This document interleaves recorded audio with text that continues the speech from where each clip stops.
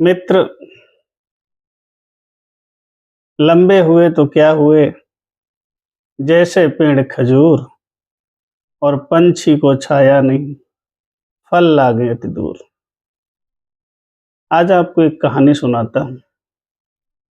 एक बहुत बड़ा राज्य था और उस राज्य का एक बहुत ही बड़ा राजा, जिसकी बहुत सुंदर एक पुत्री थी और वो पुत्री को बहुत ज्यादा प्रेम करता था। राजा लालची बहुत था, उसको धन बहुत प्रिय था।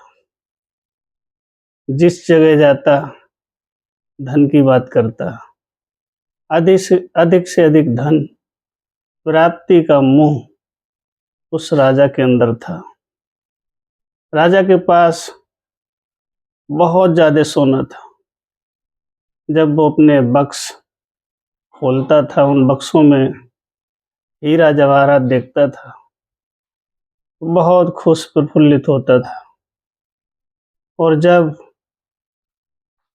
पैसों की गड्डियों को वो देखता था, तो उन गड्डियों को देख करके पल पल मुस्कुराता था, हंसता था कि मैं इस दुनिया का, अपने राज्य का बहुत ही धनाढ्य राजा हूँ।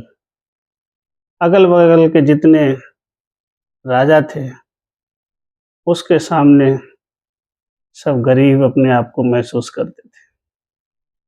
राजा को दिन पर दिन लालच बढ़ता गया और उसने प्रभु से प्रार्थना की, ये प्रभु, मुझे कुछ ऐसा वरदान दे दो कि मेरे पास धन दोगुना हो जाए।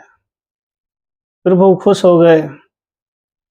राजा से कहा, ठीक है, मैं आपको वरदान देता हूँ।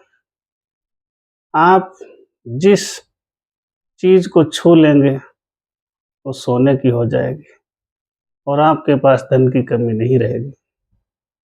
राजा बहुत प्रसन्न हुआ। शाम को जाके अपने महल में सो गया और सुबह जब राजा उठते हैं, तो जैसे ही उन्होंने अपने गेट का दरवाजा छुआ, तो गेट सोने का हो गया। राजा बहुत खुश हुए। इसके बाद राजा घूमने जाते हैं अपने बाग में, और बाग में गुलाब का पेड़ छू लेते हैं। गुलाब का पेड़ सोने का हो जाता है। पत्ती छू लेते हैं, सोने की हो जाती है। कुछ देर उपरांत उस बाग को रखाने वाला व्यक्ति आ जाता है, राजन से हाल चाल पूछता है। राजा उसको छू लेते हैं, बधाई देते हैं बाग की, तो वो व्यक्ति भी सोने का हो जाता है। इसके उपरांत राजा घर आते हैं, उनको भूख लगी होती है। राजा कहते हैं, लाइए, मैं भोजन करूंगा। राजन का भोजन लगाया जाता है और जब राजा भोजन करने बैठते हैं, तो थाली को छूते हैं, सोने की हो जाती है। भोजन को छूते हैं, सोने का हो जाता है। पानी पीने के लिए गिलास उठाते हैं, सोने का हो जाता है। राजन कष्ट, दुख महसूस करते हैं, कहते हैं, क्या हमने वरदान मांग लिया। कुछ देर उपरांत उनकी बेटी आती है, वो बेटी को छू लेते हैं और बेटी भी सोने की हो जाती है। राजा टूट जाते हैं, कहते हैं, मेरी एक ही पुत्री थी और वो भी सोने की हो गई। अब मैं किससे बैठ के बात करूंगा। राजा बहुत निराश होते हैं, पल पल सोचते हैं, ऐसा वरदान मुझे नहीं लेना चाहिए।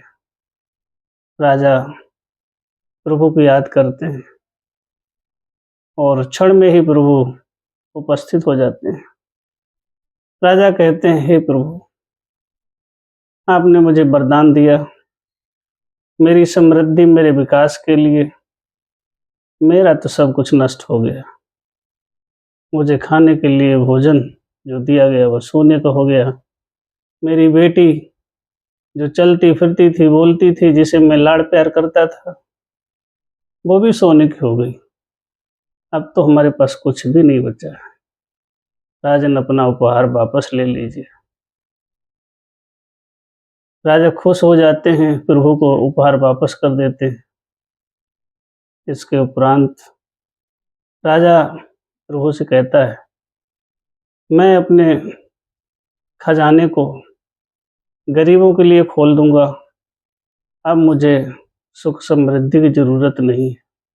मैं समझ गया, ज़िंदगी में प्यार और स्नेह अगर नहीं है तो ज़िंदगी किसी काम की नहीं। इसलिए आज से मैं सादा जीवन और लोगों के बीच में रह के अपने जीवन का निर्वहन करूँगा। इस कहानी से हमें संदेश मिलता है कि हमको लालच, लोभी नहीं होना चाहिए। समाज के प्रति, एक व्यक्ति के प्रति हमें विनम्रता, प्यार और करुणा के कार्य हमको करने चाहिए, जिससे हमारा और समाज का उत्थान हो।